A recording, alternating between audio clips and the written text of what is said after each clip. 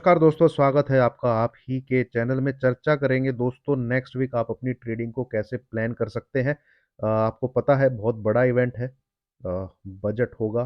And इस government का election से पहले लास्ट बजट है। मैं ये तो नहीं कहूँगा कि इस गवर्नमेंट का लास्ट बजट है, इंटरिम टाइप का बजट है। फिर जुलाई में शायद कंप्लीट एक पूरा बजट आएगा सिंस इलेक्शंस आर देयर। तो इलेक्शन से पहले का ये एक लास्ट बजट है। एंड इस बजट में हो सकता है सरकार कुछ ऐसी भी अनाउंसमेंट कर दे इनकम टैक्स वगैरह को लेके, तो वो बहुत काफ़ी पॉजिटिव हो सकती है हमारे लिए, आपके लिए। और इससे पहले हमेशा कयास लगाए जाते हैं बट अब तक कुछ मिला नहीं है। तो हो सकता है इस बजट में वो प्लानिंग हो। ठीक है, तो हम अपनी ट्रेडिंग को किस प्रकार से इन चीज़ों को मद्देनज़र रखते हुए प्लान कर सकते हैं, उसको डिस्कस करेंगे। 3-4 चीज़ें जो थर्सडे नाइट डेटा आया यूएस का, देन फ्राइडे में को उनकी जो इन्फ्लेशन का जो अपना फेड जो अनुमान लगाता है, वो जो डेटा है, उन चीज़ों को डिस्कस करेंगे। और मार्केट में अगर गैप अप गैप डाउन दिखता है हमको कि ऊपर जाएगा कि नीचे जाएगा, वहाँ से ऐसे कौन से लेवल रहेंगे, उन चीज़ को डिस्कस करना बहुत ज़रूरी है। वीडियो को बिल्कुल कृपया करके स्किप ना करिएगा। अगर आप स्किप करने वाले ट्रेड हैं तो फिर आप अपना नुकसान ही करेंगे, पैरों पे कुल्हाड़ी मारने वाली बात है। एंड जो इवेंट है उसके लिए क्या साइकोलॉजी होनी चाहिए और इवेंट वाले दिन विक्स का क्या रोल रहेगा। ठीक है दोस्तों, तो एक-एक चीज़, एक-एक बात मेरी बहुत इंपॉर्टेंट होने वाली है, उसको सुनिएगा। वो आपको बेनिफिट ही देगी और वो आपको बचाएगी, ठीक है? तो मैं वो सब आपके साथ डिस्कस करूँगा। उससे पहले डिस्क्लेमर को ज़रूर पढ़िए, मैंडेटरी है, अनिवार्य है। और बिना पढ़े दोस्तों इसको मेरी वीडियो नहीं देखना है, ये आपको कहीं न कहीं किसी प्रकार से लाभ ही देगा। तो अगर दोस्तों मैं ग्लोबल मार्केट की आपके साथ बात करूँ कि ग्लोबल मार्केट में क्या हुआ है, तो जनरली आप देखेंगे तो एशियन मार्केट आपको वो डाउनवर्ड दिखेंगे, ठीक है? जितना भी एशिया का मार्केट है, निक्केई हो गया, आपका सिंगापुर का मार्केट हो गया, कोरियन मार्केट हो गया। देन आप अगर यूरोप के मार्केट की तरफ जाएँगे तो वहाँ पे आपको खतरनाक बुलिशनेस दिखेगी। ये देखिए फ्रांस के मार्केट की तरफ 2.5% की तेज़ी है शुक्रवार को।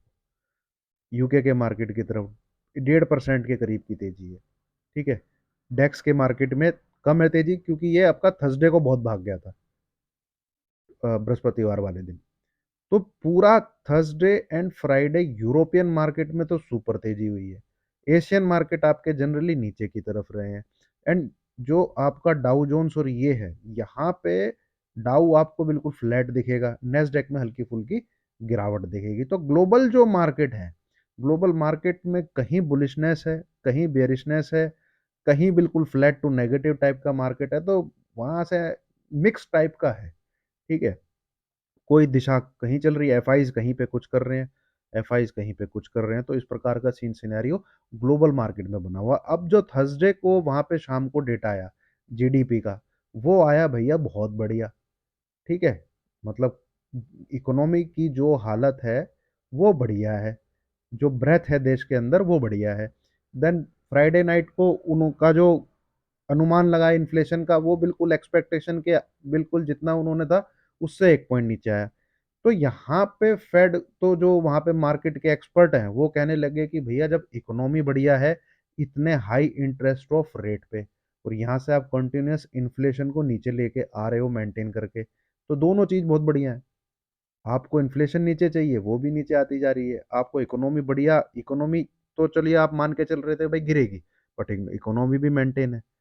तो नहला भी आपका, दहला भी आपका। तो मार्केट के जो एक्सपर्ट है वहाँ कह रहे हैं कि भई अब इनको जो है रेट ऑफ इंटरेस्ट फेड को जो है घटा देना चाहिए। दोनों चीज़ बहुत बढ़िया पॉजिटिव है, इन्फ्लेशन नीचे आ रहा है। उस चक्कर में डाउ जो है कोई डिसीज़न नहीं ले पाया।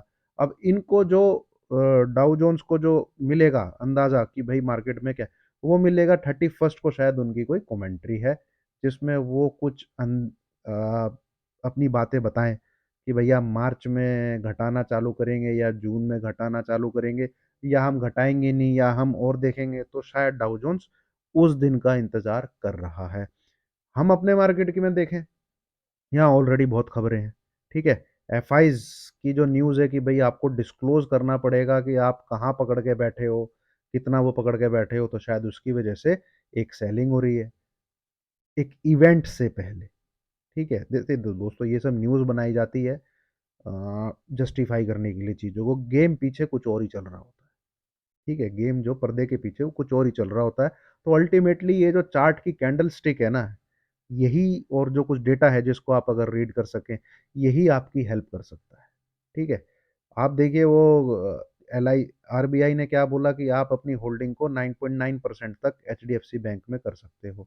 ये हमें तो नहीं पता था, बट आप एचडीएफसी बैंक 1425 से 1442 तक चला गया लास्ट के 5 मिनट में, जिसकी वजह से बैंक निफ्टी आप देखोगे तो लास्ट के आधे घंटे में खूब भागा। ठीक है, ये देखिए दबा के भाग गया, है ना? तो ये कहीं ना कहीं तो न्यूज़ पता होती है इनको पहले इनसाइडर। हमको तो चार्ट ही बता सकता है भाई। हमारे पास तो कुछ पहले से प्रिंट है नहीं, तो हमारे पास एक ही चीज़ अवेलेबल है, चार्ट। एंड वॉल्यूम देखिए, यहाँ पे कोई ऐसी वैसी बाइंग है नहीं, वॉल्यूम बहुत सही है, बढ़िया वॉल्यूम के साथ बाइंग हुआ है। एचडीएफसी बैंक के कारण ये पूरा का पूरा उठ गया। ऐसे ही आपको इन्फोसिस में दिखा था। इन्फोसिस में जाते जाते लास्ट के 5 मिनट में वो गेम्स आप सबको याद होगा। और अगले दिन इन्फोसिस जिस शाम को जब रिजल्ट आया, तो ऐसा रॉकेट की तरफ ऊपर की तरफ खुला था, एडीआर भी भागा था। तो ये चीजें बड़े प्लेयर को पता होती हैं, हमको तो नहीं पता होती हैं दोस्तों। हमारे पास होता है क्या? सिर्फ और सिर्फ चार्ट। तो जिस दिन आप इससे दोस्ती करना चालू कर दोगे, दाएं बाएं की चीजों को छोड़ दोगे, उस दिन आपका मतलब डायरेक्शन सही हो जाएगी। और मैं क्या बोलूँ मार्केट में। ठीक है, चलिए आइए हम बात करते हैं थोड़ी सी मार्केट को लेके।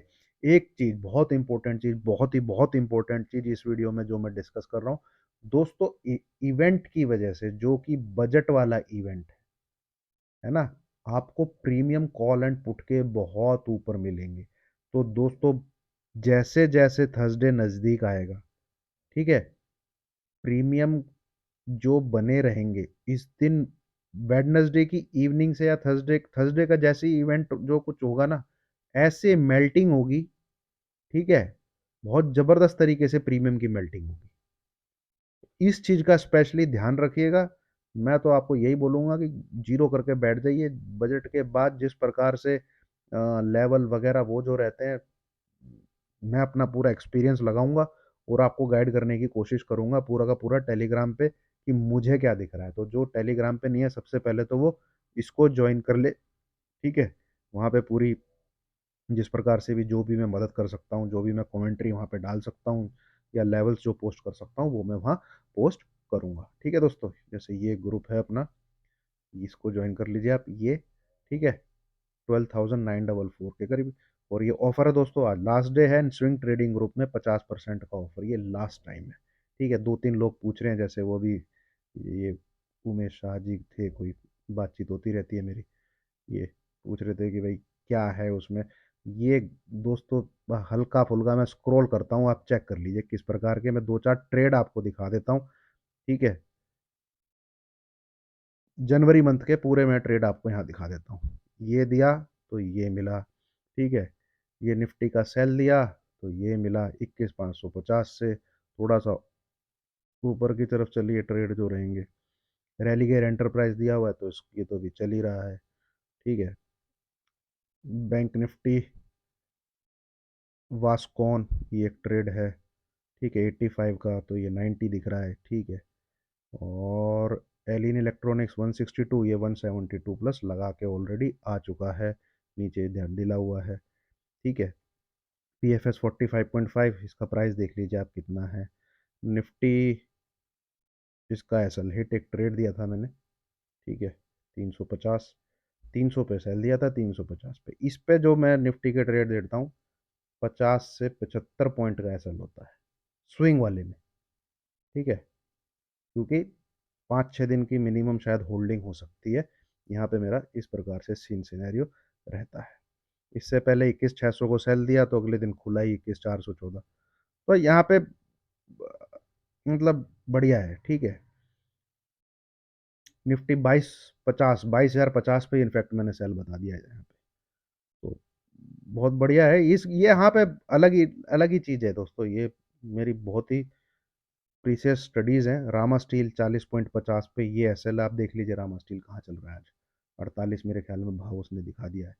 और बी टी एम एल, ये स्टॉक का प्राइस भी आप देख सकते हैं। एलिन इलेक्ट्रॉनिक्स बहुत पहले से रडार पे है। Bank of Maharashtra 48, bank of Maharashtra 54 तक जाके आया है, चेक कर सकते हैं। तो ये स्टॉक्स हैं, कोई आपको इसमें नहीं मिलेगा। ठीक है, सो फार जैन मंथ में कितना प्रॉफिट है, तो प्रॉफिट एसएल है ही नहीं तो प्रॉफिट है। ओरिएंट पेपर आप चेक कर लीजिए 45 पे दिया है, तो ओरिएंट पेपर कितना चल रहा है। और जैन मंथ में मैंने बहुत स्टॉक दिए, ठीक है, बहुत ज़्यादा, इतने में किसी मंथ में देता नहीं हूँ। मतलब निकले तो दिए भाई, रडार पे आए तो दिए, अदरवाइज इतने स्टॉक निकलते नहीं। ठीक है, मुश्किल से 4-5 स्टॉक इसमें पर मंथ में रहते हैं। शांति से बैठो, अपनी नौकरी भी करो, ट्रेडिंग। अब ये मैंने बता दिया जिन जिन के सवाल थे, देखिए ये पूछते रहते हैं अभी। तो अब आ जाइए दोबारा से चार्ट पे। यहाँ पे दोस्तों देखिए, फिलहाल जो ये सेटअप, इस ये पूरा बन के निफ्टी भी ब्रेक करके बैठा, तो एक बार को as per pattern, as per structure में ये एक्सपेक्ट कर रहा हूँ कि ये इस वाले जोन में जाएगा। ठीक है, ये जोन है 21,500 से लेके 21,570 या 600 का, आप मोटा मोटा ये एक हर्डल लगा सकते हैं। 21,600 इस बार बहुत बढ़िया रेजिस्टेंस का काम करना चाहिए, अगर मार्केट ऊपर की तरफ चलता है तो। ठीक है, तो कोई पोजिशनल शॉर्ट करके अगर बैठा है, अगर बैठा है, उसका ऐसा होना चाहिए भाई, यानी क्लोजिंग अबव 21,600, अगर कोई शॉर्ट करके बैठा है। ठीक है, 21,600 के ऊपर क्लोज करने का मतलब है यहां से मार्केट फिर ये पूरा जो पैटर्न है वो इधर तक बनाएगा। ठीक है, ये डब्लू बन सकता है, ये डब्लू बन सकता है। तो लेवल्स कौन से होंगे दोस्तों, हमें वो याद रखने हैं। तो सबसे पहला सीन सिनेरियो हम डिस्कस करते हैं कि क्या हमें गैप अप मिलेगा। ठीक है, एचडीएफसी बैंक की जो न्यूज़ है, मेरे ख्याल में उस न्यूज़ में ये 2-3% या 3-4% ऊपर खुलना चाहिए। इसके ऊपर खुलने का मतलब है कि भैया 300-400 पॉइंट, देखिए मैं पहले से ही ये क्या कहते हैं, अंदाज़ा प्रेम्प्ट करूं कि गैप अप होगा ही होगा, कोई भाई ज़रूरी नहीं है। जो गिफ्ट निफ्टी है आपका फिलहाल अभी दिखा रहा है 21,550 के आसपास, तो वो फ्लैट ही है। और ये अभी आपका मैच कर रहा है जो फेब के फ्यूचर का प्राइस है। फेब का फ्यूचर आपका 21,540 के आसपास चल रहा है, तो गिफ्ट निफ्टी इसके साथ एडजस्ट हो गया है, तो फ्लैट ही है अभी प्राइस।